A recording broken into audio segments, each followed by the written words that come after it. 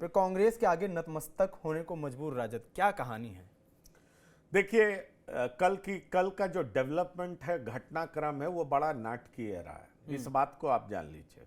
दरअसल कल जो लालू परिवार के साथ हुआ, कोर्ट में क्या हुआ ये सबको पता है, इसको बार बार दोहराने की जरूरत नहीं है।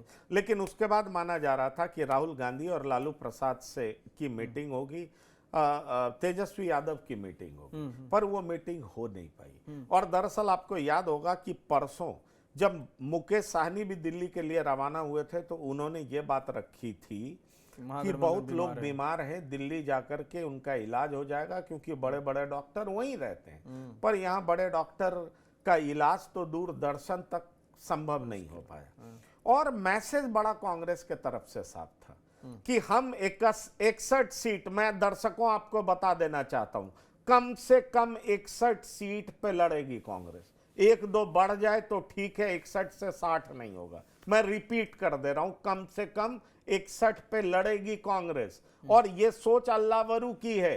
अल्लावरू का यह मानना है कि कांग्रेस को खोने के लिए कुछ नहीं है, पाने के लिए है। और इसलिए अल्लावरू शुरू से ही एग्रेसिव पॉलिटिक्स कर रहे हैं। वो कांग्रेस के ऊपर ये जो छाप है कि भाई कांग्रेस पिछलग्गू पार्टी है आरजेडी की, उसको बिल्कुल खत्म कर देना चाहते हैं, खारिज कर देना चाहते हैं। और अल्लावरू को फुल मैंडेट है राहुल गांधी का। और आप देखिए, तेजस्वी यादव दिल्ली आते हैं और कॉमर्शियल प्लेन से लौटते हैं। लौटने के बाद जब पटना पहुंचते हैं, पटना पहुंचने के बाद जब वो लैंड करते हैं तो सीधा अपने घर जाते हैं और वहां टिकट पाने वाले लोगों को सिंबल देने के लिए बुलाया गया है।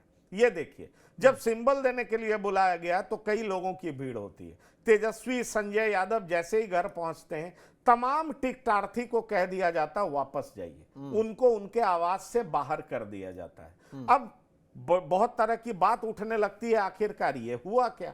तो ये बताया जा रहा है कि दरअसल कांग्रेस ने इस बात पर घनघोर आपत्ति जाहिर कर दी कि भाई जब टिकट बंटवारे को लेकर के कोई सहमति नहीं बनी है तो आप सिंबल कैसे बांट रहे हैं? आप किसको पूछ करके बांट रहे हैं? जरा आप ये सोचिए। और उसके बाद क्या होने लगा कि आरजेडी डिफेंसिव थी। आरजेडी को लगा कि ये गलती हो गई, और आरजेडी को ये लग रहा था कि वो तो पहले ऐसे करती आई है। आप याद करिए लोकसभा का चुनाव। हाँ। इधर पप्पू यादव दिल्ली पहुंचते हैं, उनकी ताजपोशी होती है, कांग्रेस में शामिल कराया जाता है, और उसी दिन बीमा भारती को पटना में बुला करके पूर्णिया का सिंबल दे दिया जाता है। बिल्कुल ऐसा ही काम आरजेडी फिर कर रही थी, लेकिन कांग्रेस ने जोरदार तरीके से रिएक्ट किया, क्योंकि कांग्रेस ने पहले से रणनीति बना रखी थी।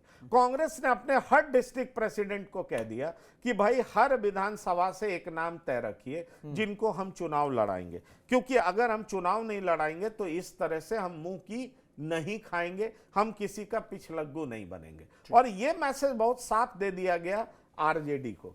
आरजेडी डिफेंसिव थी, जिसको टिकट देना था उसको टिकट दिया नहीं, और जिसको दे दिया, यकीन मानिए, मटिहानी से बोगो सिंह, परवत्ता से डॉक्टर संजीव, ऐसे कई नाम हैं जिनको टिकट दे दिया जा चुका था, सिंबल मिल चुका था, वो अपने घर की ओर रवाना हो चुके थे और ऑलमोस्ट पहुंच चुके थे। उनको रातों रात वापस बुलाया गया, सब लोग रातों रात वापस आए और उनको सिंबल लौटाना पड़ा है। मतलब एक बात बहुत साफ है कि कांग्रेस ने कह दिया कि लड़ना है सहमति से तो आइए पहले कंसेंसस बनाते हैं, हमारी जो सीट है वो हमको चाहिए, पिछले बार की तरह हमें डंप यार्ड मत समझिए, कोई सीट दे दीजिएगा उस पर हम लड़ने चले जाएंगे, नहीं, हमारी मनचाही सीट चाहिए, लॉजिकल डिस्ट्रीब्यूशन हो सीटों का, इतना सीट हम लेके रहेंगे। और इसीलिए अब देख लीजिए, अब लेफ्ट के लोगों की भी उम्मीदें बढ़ गई है।